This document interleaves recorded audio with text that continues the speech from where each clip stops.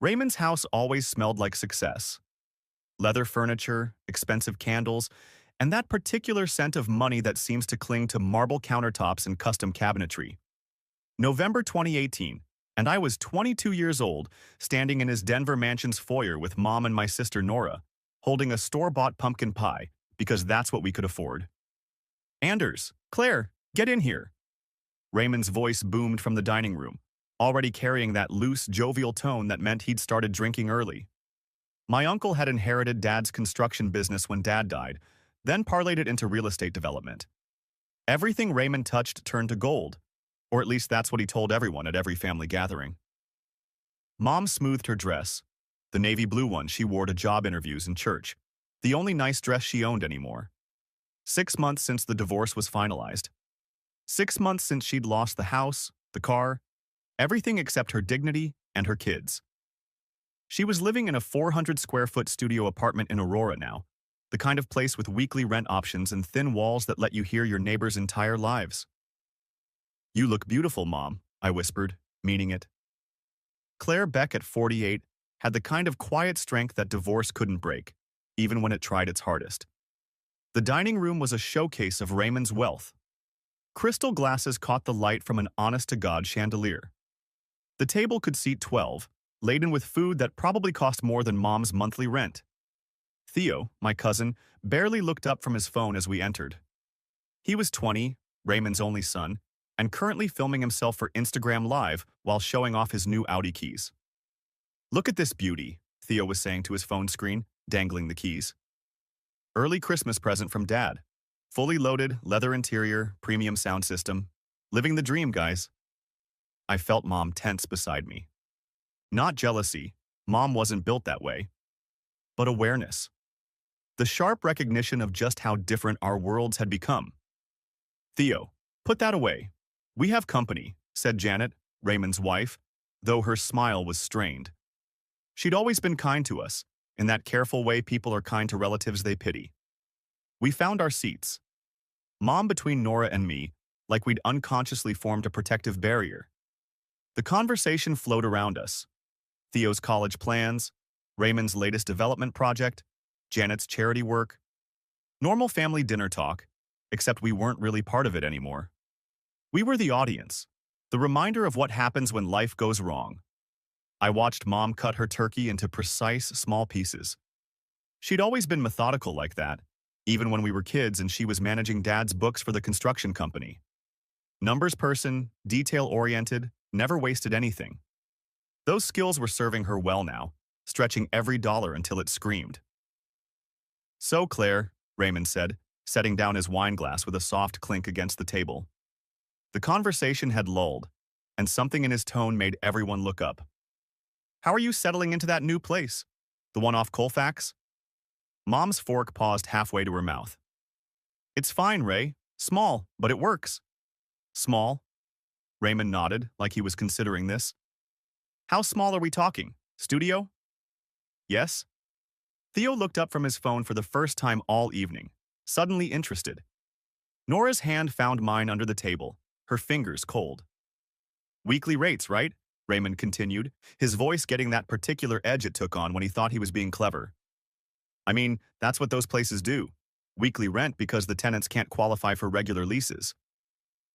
The table went quiet except for the soft classical music playing from hidden speakers. "Raymond," Janet said quietly, a warning. But Raymond was on a roll now, wine and his own sense of superiority mixing into something ugly. "I was just thinking, studio apartment, weekly rates, no equity, living paycheck to paycheck." He gestured vaguely with his glass. "I mean, your mom is kind of homeless now, yes?" The words hit the table like a physical blow. I felt my body go completely still, the way it does right before you either fight or run. Mom's face flushed red, and she stared down at her hands folded in her lap. "What?" Raymond laughed, looking around the table like he expected others to join in. "I'm not trying to be mean. I read an article about housing insecurity. Technically, anyone without permanent housing stability is considered housing insecure. That's basically homeless by modern definitions." Nora made a small sound, like she'd been hit. When I looked at her, Tears were streaming down her 18-year-old face. "Dad, stop," Theo said quietly, but he was still holding his phone, still filming. "I'm just saying," Raymond continued, oblivious or not caring. "It's good that we can help out. Family takes care of family, right? That's why we invited you. Give Claire a real meal, somewhere warm to spend the holiday." Mom's hands were shaking now. Barely visible, but I could see it. The woman who had worked 2 jobs to keep us fed after Dad died, who had managed his business books for free for 15 years, who had never once asked Raymond for help even when the divorce left her with nothing. She was shaking. I set down my fork. The sound seemed unnaturally loud in the sudden quiet. Everyone was looking at me now. Raymond with his flushed face and wine-glazed eyes, Janet with horror at what her husband had just said, Theo still half-focused on his phone screen, Nora crying silently. I looked at Mom. Really looked at her. Her face was burning with shame, staring at her lap like she could disappear into it. This woman who had taught me that dignity wasn't about what you owned. It was about how you carried yourself. This woman who had never once complained about the divorce, the tiny apartment, the job at the accounting firm that paid half what she was worth. I stood up. "Anders?" Mom's voice was small. I didn't say anything. What was there to say? That Raymond was wrong? That Mom wasn't homeless, she was just starting over? That a studio apartment wasn't a mansion, but it was clean and safe and she was proud of it? None of that would matter. Not to Raymond, not right now. He'd already decided what our story was. I looked at Raymond one more time. He was watching me with this expression like he was waiting for me to thank him for the lesson, for the reality check. Instead, I walked out. I heard chairs scraping behind me, Mom and Nora following. Janet calling after us, her voice full of mortification. Theo asking if he should stop filming. We ended up at Denny's. The 3 of us in a booth with cracked vinyl seats, sharing a turkey dinner special and trying to pretend it was normal. Nora was still crying quietly, and Mom kept apologizing, like Raymond's cruelty was somehow her fault. I should have said something, I told them, cutting into rubbery turkey under fluorescent lights. "No," Mom said firmly. "Some people aren't worth your words, Anders. They've already decided what they think. Nothing you say will change that." But sitting there, watching my mom try to make the best of Thanksgiving at Denny's while Raymond was probably back at his mansion telling everyone how dramatic we were, I made a decision. I wouldn't defend Mom with words anymore. Words were cheap, and people like Raymond didn't listen to them anyway. I would defend her with action. The morning after that, Denny's Thanksgiving, I woke up on Mom's pull-out couch in her studio apartment. The walls were thin enough that I could hear her neighbor's television through the drywall. Mom was already up, sitting at her tiny kitchen table with a cup of coffee and her laptop, working on some clients' books even though it was Friday after Thanksgiving. She looked up when she heard me stirring. "Sleep okay?" "Yeah." I sat up, folding the blanket. The apartment was maybe 400 square feet total. You could see everything from everywhere. "Mom, about yesterday." "We're not talking about yesterday." She turned back to her laptop. "We're talking about tomorrow." That's when I knew. Mom wasn't going to spend the next 5 years explaining herself to people who'd already decided what she was worth.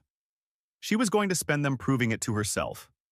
I made a decision right there on that pull-out couch. I wasn't going to defend Mom with words anymore. Words were what Uncle Raymond used to cut people down. I was going to defend her with action. The plan started simple. I had 2 jobs, property management for a small company downtown, and night security at a warehouse in Commerce City. The property management job paid decent, around $45,000 a year. Security was another 18. Between both jobs, I was pulling in about $63,000 annually, which wasn't bad for a 22-year-old with a community college degree. But here's what Uncle Raymond didn't know about our family. We weren't afraid of work. Dad had taught me that before he died when I was 16. Work isn't punishment, Anders. It's compound interest on your character. I started giving Mom 30% of everything I made.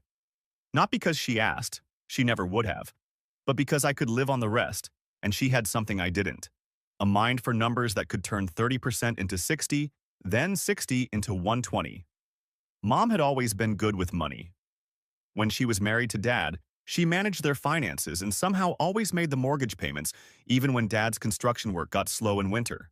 But after the divorce, when she lost everything in the settlement, she discovered she wasn't just good with money, she was brilliant with it. She started taking online courses in financial planning. Real ones, from actual universities.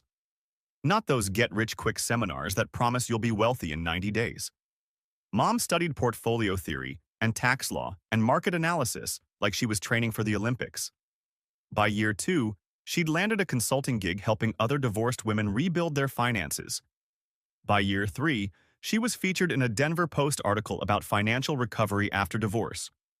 Her income went from $28,000 that first year to $65,000 the second, then $90,000 the third.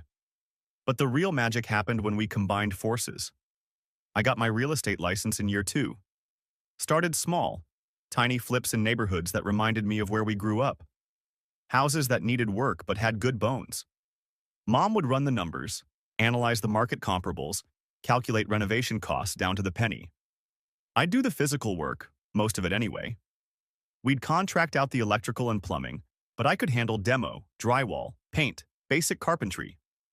Our first flip was a disaster. We made maybe $3,000 after 6 months of work. But we learned. The second one, we made $8,000. The third, $15,000. By year 4, we weren't just flipping houses. We were buying rental properties. Mom had this theory about real estate that I'd never heard anywhere else. She called it dignity investing. Instead of buying the cheapest properties in the worst neighborhoods, we bought decent properties in working-class areas. Places where people took care of their lawns and painted their fences and wanted their kids to walk to school safely. Slumlords make money, she told me one evening as we reviewed potential properties on her laptop. But they make it off other people's desperation. We're going to make money off other people's aspirations. We bought our first rental property in year 3. A 3-bedroom ranch in Wheat Ridge for $130,000. Fixed it up, painted it soft blue with white trim, put in new appliances. Rented it to a young family for $1,400 a month. The husband was a mechanic. The wife worked at a daycare. They had a 2-year-old daughter who loved the little backyard we'd fenced in. When they moved in, the wife actually cried. "It's the nicest place we've ever lived," she told Mom. That's when I understood what Mom meant about dignity investing. We weren't just making money. We were providing something people were proud to call home. Uncle Raymond, meanwhile, had no idea any of this was happening. We'd see him at family gatherings, Christmas, Easter, 4th of July, barbecues at Grandma's house. He'd ask how we were doing in that way that wasn't really asking. "How's the little apartment, Claire?"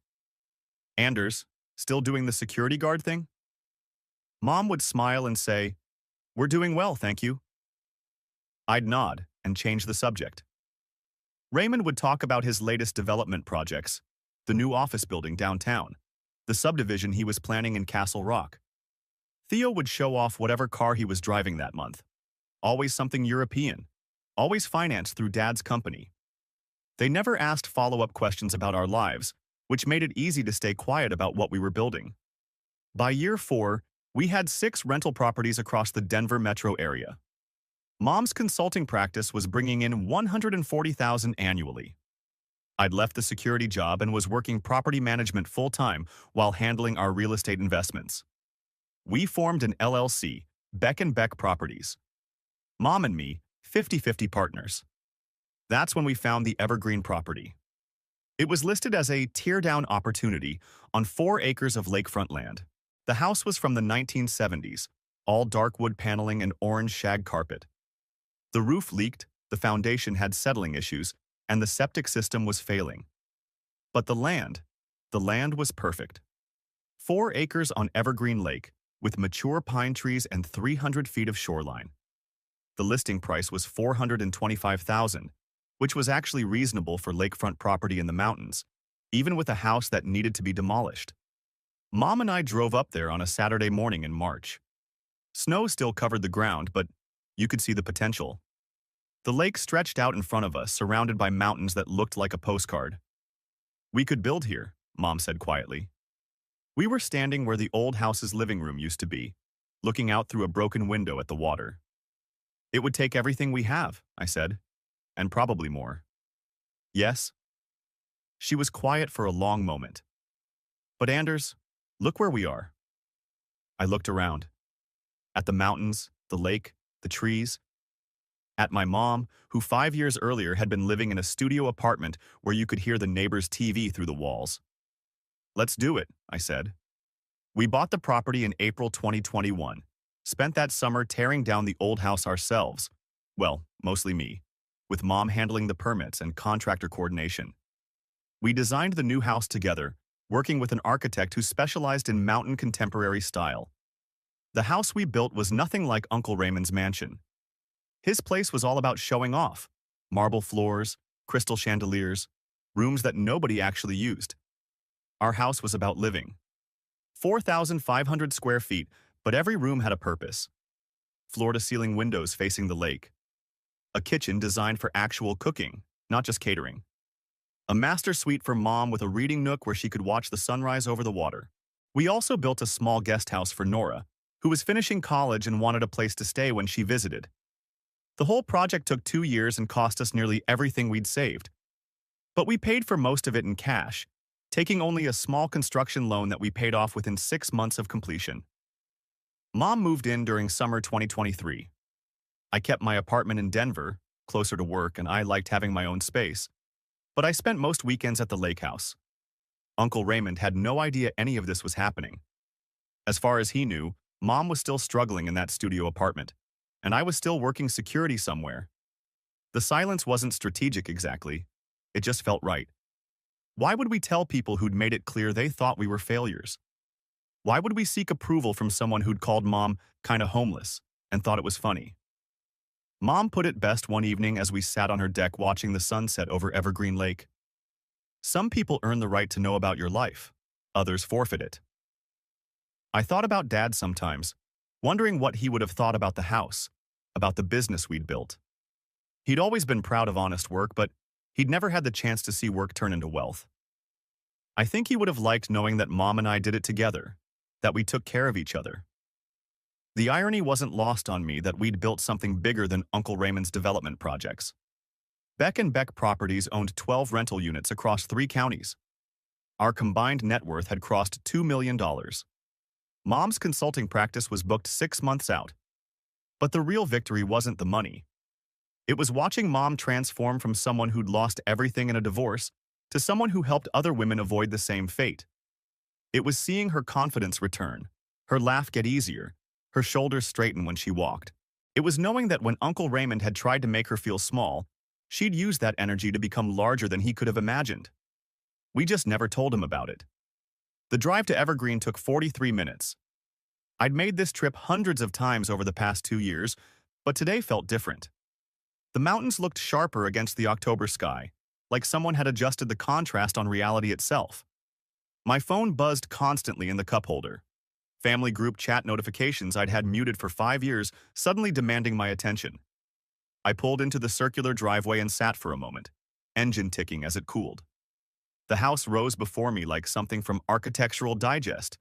All clean lines and floor-to-ceiling windows that reflected the aspen trees turning gold around the property. 4,500 square feet of quiet dignity that Mom and I had built board by board, investment by investment, over 3 years of careful planning. The irony wasn't lost on me. Raymond had called Mom kinda homeless in this same house's previous incarnation, a falling-down 1970s cabin with a leaking roof and rotting deck. We'd bought the whole 4-acre lot for $425,000, demolished everything, and started over. Just like Mom had done with her life. I found her in the kitchen, standing at the island with her laptop open, reading something on the screen. She looked up when I walked in, and I could see the tension in her shoulders despite her composed expression. "Theo's Instagram post?" I asked. "Nora forwarded it to me 20 minutes ago." Mom's voice was steady, but her fingers drummed once against the granite countertop. 47 likes already. The comments are interesting. I walked around to look at the screen. There it was, a photo of our house taken from the road, all dramatic angles and expensive landscaping. The caption read, "Goals. Someday I'll own something like this. Evergreen, our lake life, our dreams." The comments were a mix of heart-eye emojis and questions. Where is this? Whose house? Theo, your dad builds houses like this, right? He doesn't know it's ours yet, I said. Mom closed the laptop with a soft click. He will soon enough. Property records are public. We stood in silence for a moment. Through the massive windows facing the lake, I could see a pair of kayakers paddling past, their bright yellow boats cutting through water that reflected the sky like polished metal. This was what we'd bought. Not just the house, but this view, this peace, this sense of having made it to somewhere safe. Are you ready for this? I asked. Mom walked to the window and pressed her palm against the glass. I've been ready since Thanksgiving 2018. I just didn't know what this would look like. My phone rang, Raymond's name on the screen. Don't answer it, Mom said without turning around. I wasn't going to. The call went to voicemail, then rang again immediately. He's persistent, I muttered, declining the second call. He always was. Your father used to say Raymond could wear down a glacier just by talking to it.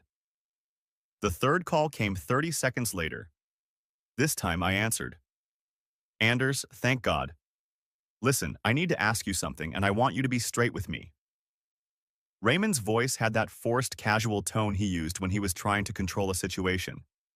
I'd heard it at every family gathering for 20 years, the voice of a man who believed his money made him the family patriarch by default.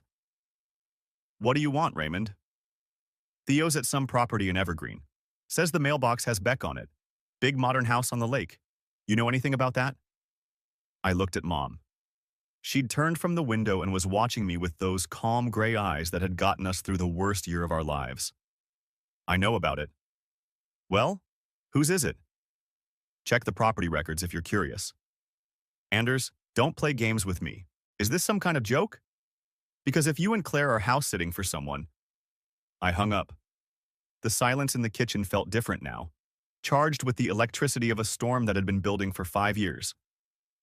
Mom walked to the coffee maker and started a fresh pot, her movements precise and unhurried. He'll look it up, she said. I know. Then he'll come here. I know. She turned to face me, leaning against the counter with her arms crossed. What do you want to happen when he does? It was a good question. For 5 years, I'd imagined this moment, the day Raymond would discover what we'd built. In my fantasies, it played out a dozen different ways. Sometimes I was cold and dismissive. Sometimes I was gracious and magnanimous. Sometimes I laid out every detail of his cruelty and watched him squirm. But now that the moment was here, I realized I didn't want any of those things. I just wanted him to understand what he'd cost himself. I want him to see what dignity looks like, I said finally. Mom smiled, the first genuine smile I'd seen from her all day. Then we wait. We didn't have to wait long. 47 minutes later, a silver BMW X7 pulled into our driveway. Raymond got out slowly, like a man walking into a courtroom where the verdict had already been decided. He stood by his car for a full minute, staring up at the house. I watched him from the living room window. He looked older than I remembered, grayer, softer around the middle. The expensive casual clothes couldn't hide the fact that success had made him comfortable in ways that didn't serve him well. When he finally walked to the front door, I was waiting. I opened it before he could knock. Raymond. Jesus Christ, Anders.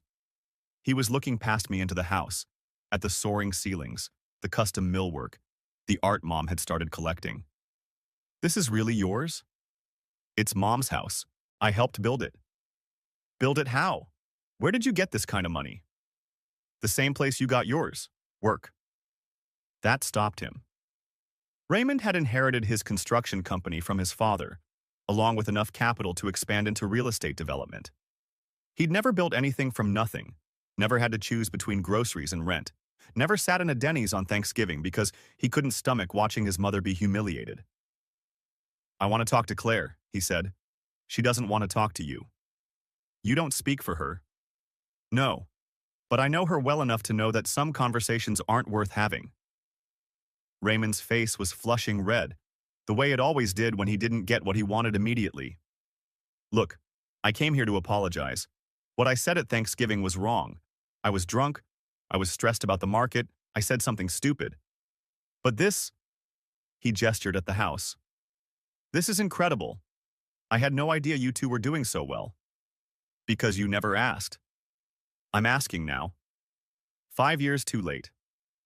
Behind me, I heard footsteps on the hardwood. Mom appeared beside me, not quite in the doorway but visible from where Raymond stood. She didn't say anything, just looked at him with that same calm expression she'd worn the day she signed her divorce papers. Raymond straightened up, putting on his most sincere face. Claire, I owe you an apology. What I said about you being homeless was completely out of line. I was wrong, and I'm sorry. Mom tilted her head slightly, studying him like he was a puzzle with missing pieces. You called me kinda homeless in front of our entire family, she said quietly. Made it a joke. Got laughs. I was drunk. You were honest. Drunk people don't lie, Raymond. They just say what they really think without the filter. The silence stretched between them like a chasm. Raymond shifted his weight from foot to foot, clearly expecting more. Forgiveness, invitation inside, some kind of reconciliation scene that would let him feel better about himself. Instead, Mom stepped back from the doorway. Thank you for the apology, she said, but I think we're done here. She walked away, disappearing back into the house. I could hear her footsteps fading toward the kitchen. Raymond stared after her, then looked at me. That's it? That's it. Come on, Anders. I apologized. I admitted I was wrong. What more does she want? I stepped outside and pulled the door closed behind me. Raymond backed up instinctively, and I realized he was actually afraid of me. This man who'd spent my entire life talking down to my family was suddenly nervous about being alone with me on my own property. She wants nothing from you, I said. That's what you don't understand. For 5 years you thought we were struggling, thought we needed your help, your approval, your occasional charitable thoughts about the poor relatives. You never once wondered if maybe we were doing fine without you. But why didn't you tell us? Why keep it secret? Because it wasn't about you. We didn't build this to prove anything to you or anyone else. We built it because Mom deserved better than that studio apartment, and I was going to make sure she got it. Raymond looked around the property, at the guest house where Nora stayed when she visited, at the 3-car garage, at the landscaped gardens Mom had designed herself. His developer's eye was calculating square footage, lot value, construction costs. This had to cost $2 million. Easy, he said. Try 2.1. How? I mean, what do you do for work? Property management, real estate. Mom does financial consulting. Financial consulting? Raymond's voice cracked slightly. Claire does financial consulting? Specializes in helping divorced women rebuild wealth. She's been featured in the Denver Post twice. Has a waiting list of clients. I watched him process this information. The Claire he knew was a bookkeeper who'd lost everything in a messy divorce. The idea that she'd not only recovered but become successful enough to own lakefront property was clearly rearranging his entire understanding of our family dynamics. I had no idea, he said finally, because you never looked. You saw what you expected to see and stopped there. A loon called across the lake, its voice echoing off the water. The sound made Raymond jump slightly, reminding me that he was a city man who'd never been comfortable in the mountains despite his wealth. So what now? He asked. We just pretend this conversation never happened? We don't pretend anything. You go back to your life and we continue with ours. Nothing changes except now you know. The family's going to have questions. Theo's post is all over social media. Then you'll have to figure out how to answer them. I turned to go back inside, but Raymond's voice stopped me. Anders, wait. I know I screwed up. But we're family. Doesn't that count for something? I looked back at him, standing there in his expensive clothes next to his expensive car on the property Mom and I had built with our own hands and careful planning. For a moment, I almost felt sorry for him. Family is what you do, not what you are, I said. And you did nothing when it mattered. 5 years. That's how long it took for everything to unravel in a single Instagram post. I was installing new cabinet hardware in the guest house when my phone buzzed. Nora's text, check the family group chat, now. I hadn't looked at that chat in years, had it muted since 2019, but curiosity won, and I scrolled up to see what had everyone so worked up. There it was. Theo's Instagram story, screenshot, and shared by my cousin Jessica. A photo of our house taken from the lake with the caption "Goals" and a location tag, Evergreen, Colorado. My stomach dropped, not because I was ashamed of what we'd built, but because I knew what was coming next. The phone rang. Mom. Anders, honey, we need to talk. I saw it. Theo posted the house. Your uncle's been calling me for 20 minutes straight. I haven't answered. Her voice was calm, but I could hear the tension underneath. He's going to want explanations. You don't owe him anything, Mom. I know that. But he's going to come here anyway. You know Raymond. She was right. Uncle Raymond never did anything quietly, and he sure wasn't going to start now. I grabbed my keys and drove the 15 minutes from downtown Evergreen to our place, taking the winding mountain road that still felt surreal to call home. The house sat on 4 acres of pristine lakefront, modern glass and steel that reflected the water like a mirror. We'd designed it ourselves, Mom and I, during those long nights at her old studio apartment. She'd sketch floor plans on graph paper while I researched building codes and permits. Every decision was ours, every dollar earned. I pulled into the circular driveway just as a familiar black BMW came roaring up behind me. Raymond's car, the same one he'd had detailed every week for the past decade. He got out slowly, staring at the house like he'd never seen architecture before. His mouth was actually hanging open. Anders? He walked toward me, hands in his expensive suit pockets. We need to talk. No, we don't. I positioned myself between him and the front door. You're not welcome here. Look, I know I said some things. You said my mom was kind of homeless, in front of the entire family. Made it a joke for everyone to laugh at. His face flushed red. I was drunk. It was Thanksgiving. Everyone was drinking. Mom wasn't drinking. Nora wasn't drinking. I wasn't drinking. We were just trying to get through dinner with family. The words came out steady, controlled. 5 years of thinking about this moment had taught me not to yell. You humiliated her because it made you feel bigger. Raymond looked past me at the house, those floor-to-ceiling windows that showcased the open living space. How did you afford this? The property records show you paid cash for most of it. The same way you afforded yours. Work. I crossed my arms. Except we didn't inherit a construction company from Grandpa. That's not... He stopped himself, probably realizing that arguing about his advantages wasn't going to help his case. I want to apologize to your mother. 5 years late. Better late than never, right? I studied his face, looking for something genuine beneath the desperation. You can try, but she decides if she wants to hear it. He nodded quickly like a man grabbing at any lifeline. I stepped aside and watched him walk toward the house, his Italian leather shoes clicking against the slate walkway we'd installed ourselves last spring. Through the massive windows, I could see Mom in the kitchen, wearing her favorite blue sweater and reading something on her laptop. Probably client reports.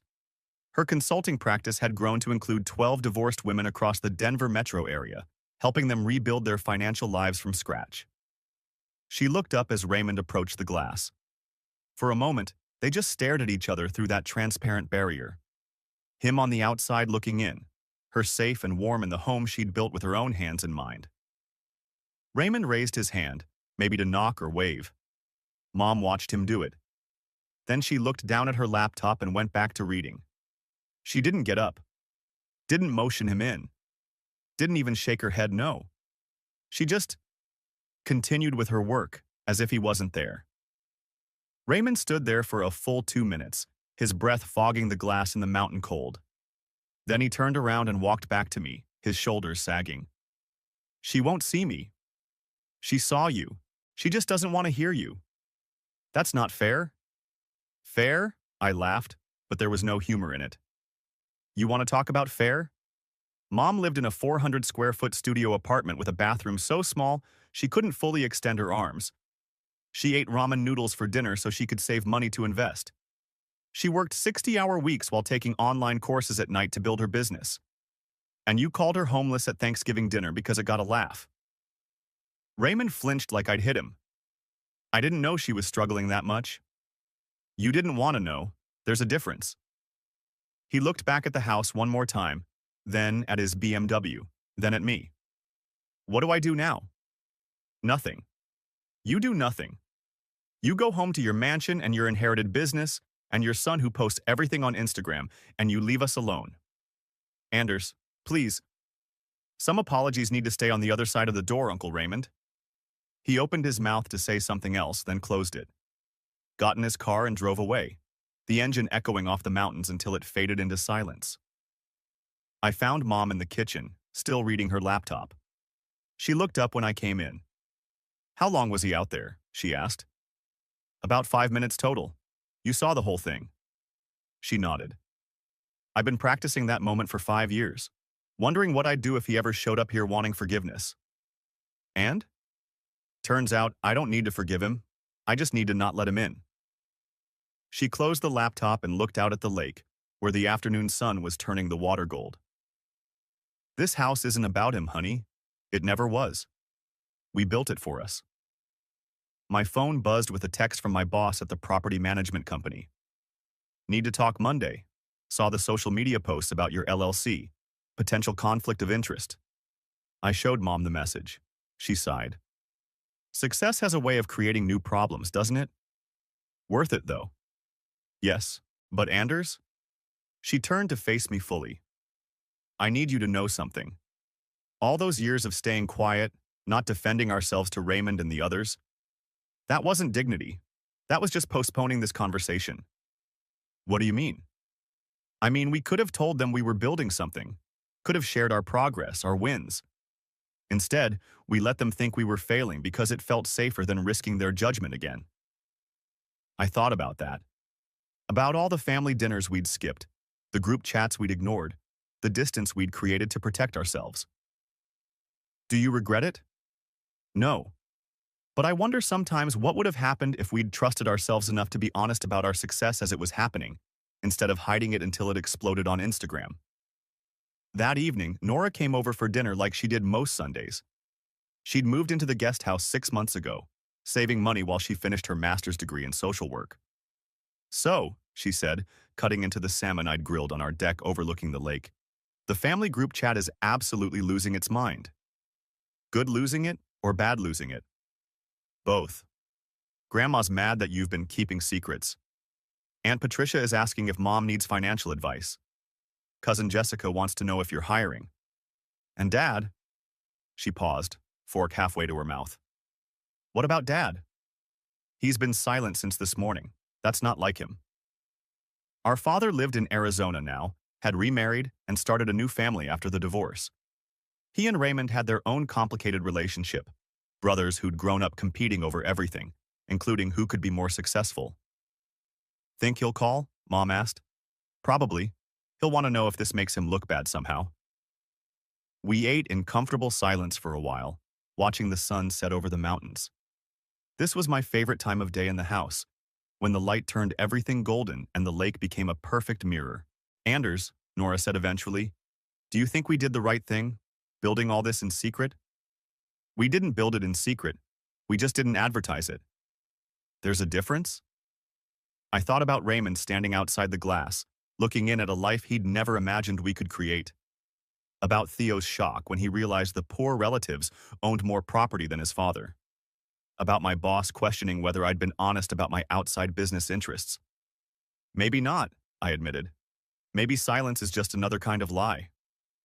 Mom reached over and squeezed my hand. The important thing is we built it together. Everything else is just noise. But as I looked out at our reflection in the darkening windows, 3 people who'd learned to trust each other more than the world outside, I wondered if the noise was about to get a lot louder.